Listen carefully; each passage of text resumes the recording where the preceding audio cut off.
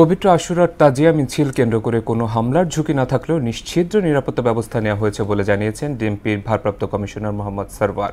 আর ডিএমপির অতিরিক্ত কমিশনার নজরুল ইসলাম তাজিয়া মিছিল ও সনাতন ধর্মাবলম্বীদের উল্টো রথ ঘিরে সবাইকে পুলিশি নির্দেশনা অনুসরণ করার আহ্বান জানান। সকালে হুসাইনি দালানের নিরাপত্তা মহড়া পরিদর্শন শেষে সব কথা বলেন ডিএমপির কর্মকর্তারা। এসইউ সেলিমের প্রতিবেদন।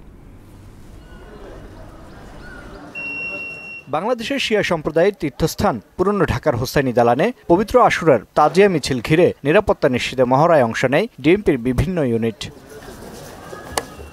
পরে এ লক্ষ্যে রাজধানী জুড়ে নেয়া নিরাপত্তা পরিকল্পনা তুলে ধরেন ডিএমপির ভারপ্রাপ্ত কমিশনার মোহাম্মদ সরওয়ার।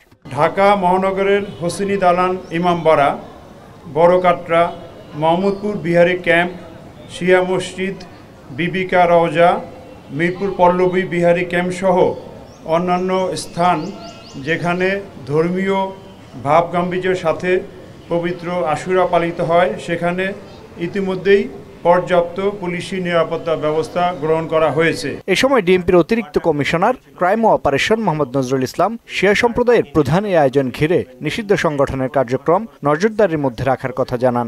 প্রতি বছরের নেই বাংলাদেশে এটা পালন হবে। আমাদের নিরাপত্তা ব্যবস্থা কভার্ড ওভার্ড বোথ আছে, ইউনিফর্ম পুলিশ আছে, পাশাপাশি আমাদের প্লেন ক্লোথে থাকবে।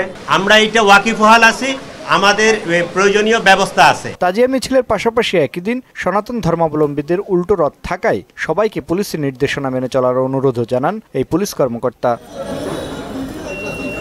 এসইউ সেলিম, মোহনা সংবাদ, ঢাকা।